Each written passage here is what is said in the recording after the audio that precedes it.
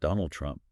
He might be out of the headlines a bit these days, but man, his time as president really got people talking about leadership. Yeah, for sure. Like, what does good leadership even look like? What should we expect? All that. And you guys, our listeners, have sent in some seriously interesting stuff for us to look at today.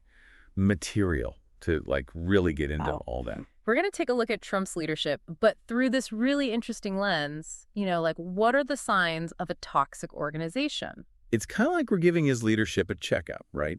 But instead of a stethoscope, we've got this framework, this set of 5 warning signs.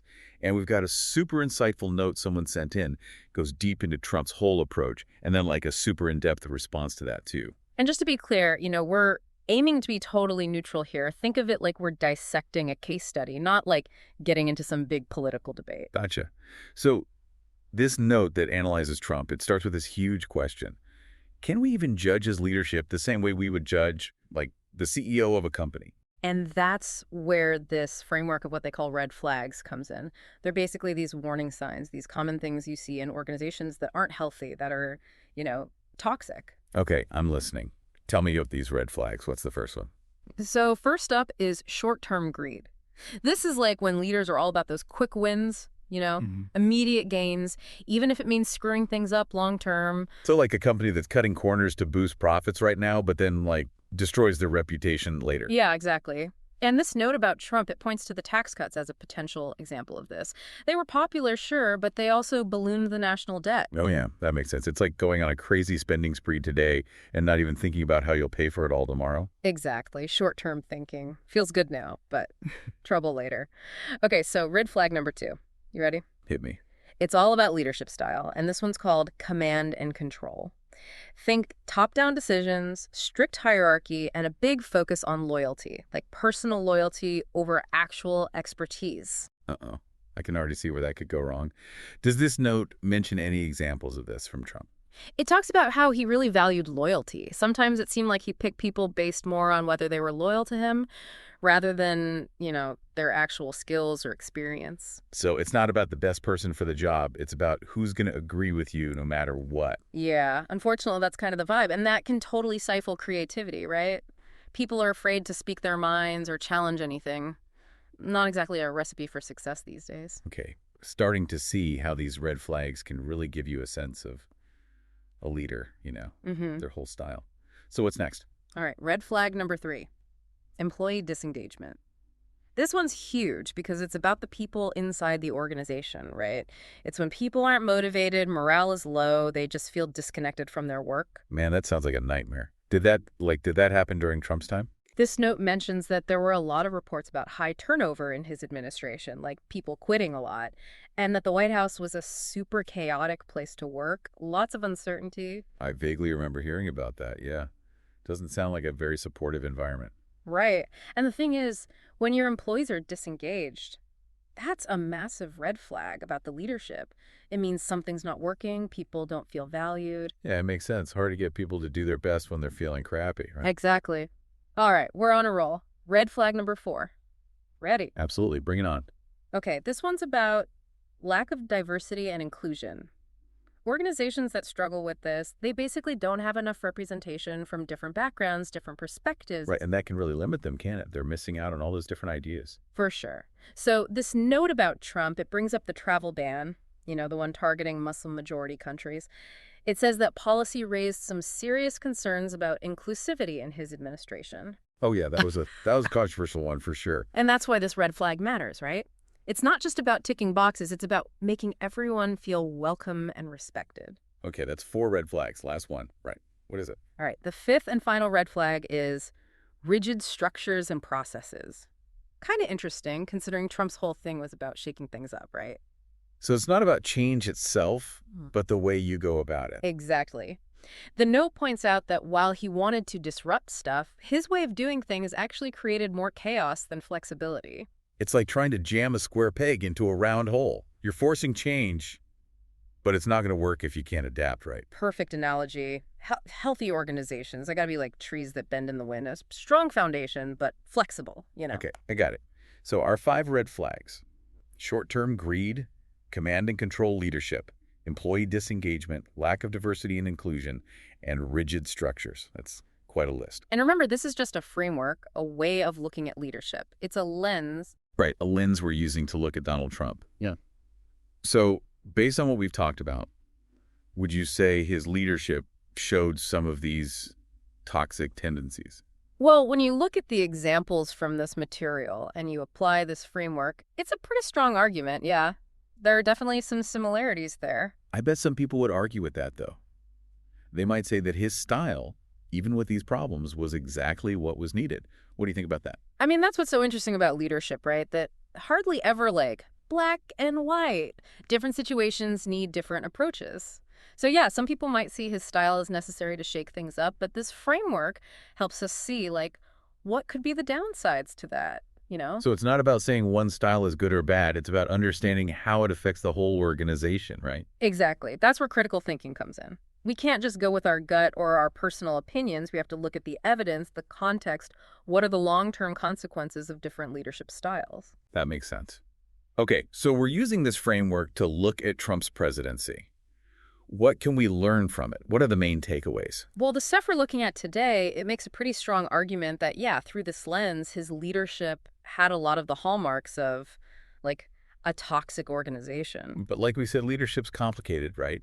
People will always see things differently. Some might argue that his, command and control style was actually necessary, to get things done, cut through the BS, shake things up. Right, and that's a fair point. Different situations need different leadership styles, for sure. But this framework pushes us to look past just the immediate results and think about, the long-term health of the organization. It's about weighing the good against the bad. Okay, this style might achieve this, but at what cost? Exactly. And it's not just about analyzing other people, right? This framework can be a really powerful tool for self-reflection, too. Think about the leaders in your own life, at work, in your community, maybe even your family. Whoa, okay. So we're not just talking about Trump here. We're encouraging everyone listening to use this in their own lives. Absolutely. It can help you analyze the leadership you see around you and figure out how it's affecting things. And it can also help you think about your own leadership style. That's a good point. Yeah. Okay, we've talked a lot about these red flags, these signs of toxic leadership. But what about the opposite? What does healthy leadership look like? Love that question. Let's flip the script and look at what they call the green flags, the signs of a healthy organization. Remember that first red flag, short-term greed. Well, the opposite would be a focus on long-term sustainability. So instead of chasing those quick wins, leaders prioritize decisions that are good for the long haul, even if they have to sacrifice something in the short term. Exactly. It's like investing in your retirement instead of going on a shopping spree. Takes more discipline, but the payoff is way bigger later. Makes sense. Okay, what about command and control leadership? What's the healthy version of that? It's all about collaboration and empowerment. Instead of top-down, leaders encourage open communication, value different perspectives, and give their teams the power to contribute their ideas. So people feel safe to speak up, challenge things, be themselves, all that. Exactly. And remember, employee disengagement. The flip side is high employee engagement and morale. So instead of low morale, people quitting, just feeling blah, you have people who feel valued, motivated, excited to come to work. Exactly. They feel a sense of purpose. They're invested in the organization's success. It's a whole different vibe. Okay, that covers 3. What about lack of diversity and inclusion? What does a truly inclusive organization look like? It's about having a real culture of diversity, equity, and inclusion. And it goes beyond just, having people from different backgrounds there. It's making sure everyone feels like they belong, that their voices matter, that they have equal chances to succeed. It's realizing that having all those different backgrounds and experiences actually makes an organization stronger. Right, 100%. And finally, the opposite of rigid structures and processes is adaptability and agility. So instead of being stuck in the old ways and resisting change, healthy organizations can adapt and innovate when things change, right? Yes.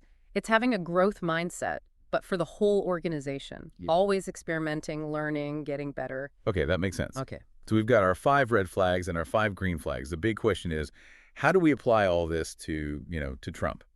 Now, things get interesting. Let's take these green flags: long-term sustainability, collaboration, employee engagement, diversity, inclusion, adaptability, and hold them up to Trump's presidency. Are we going to see some of those green flags there? Well, some might say that certain things he did aligned with some of them, like his focus on deregulation and challenging norms. That could be seen as promoting adaptability, shaking things up. Right, but then you've got other things like his approach to immigration or always valuing loyalty over experience. Those seem to clash with those green flags. And that's what makes leadership so complex. It's rarely all good or all bad. It's usually a mix, and the impact depends on the situation. So what's the bottom line?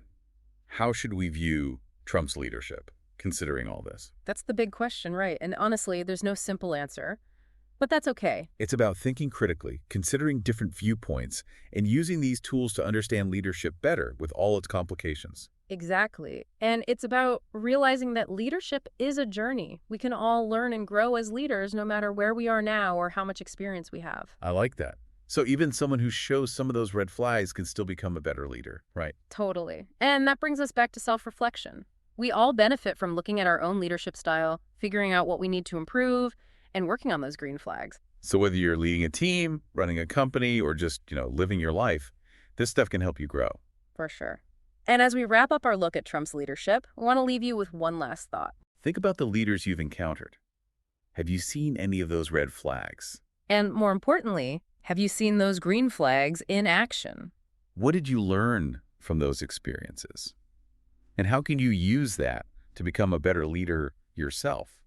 It's funny, we've been talking about Trump and leadership through this organizational lens, but I think these red flags and green flags, they apply to all of us too, right? Like even in our personal life. Oh, totally. Yeah. It's not just about big companies or politics. We all lead in some way every day, right? Whether it's managing your family or a project at work or just motivating yourself to hit the gym. So those red flags, they could be like unhealthy patterns in our own behavior, like someone who's always impulsive, got to have it now, not thinking about the consequences. That's kind of like short-term greed, but on a personal level. Yeah, great example. Or think about someone who's always bossing people around, got to control every little thing. That could be that command and control style, but in their relationships. And what about that friend who's always complaining, nothing's ever good enough? Could that be a sign of disengagement, no purpose or passion in their own life? Yeah, could be. Just like in a company, when someone's not engaged, there's usually something deeper going on. And remember, rigidity. That person who's stuck in their ways, hates trying new things, freaks out if anything changes. Wow, yeah, when you put it like that, it really shows you how this leadership stuff is everywhere. It's like looking in a mirror almost. Exactly, and that's what makes this framework so powerful, right? It's not just for analyzing presidents or whatever. It's about using these ideas to understand ourselves better and grow. So we can use this to think about Trump, but also to think about our own strengths and weaknesses. Exactly. Ask yourself, am I showing any of those red flags? And how can I build up those green flags in my own life, This has been a really interesting conversation. We started with Trump and toxic organizations, but we ended up with this framework we can all use to be better leaders, no matter what we do in life. And that's what we hope you got out of this. A better understanding of leadership, some tools to analyze it, and most importantly, feeling like you can actually make a difference. We can all be better leaders, whether it's at work, at home, or just leading ourselves. Couldn't have said it better myself. Thanks for joining us on this, journey of thinking about leadership. Hope it gave you some new ideas and made you think differently about how you lead. See you next time.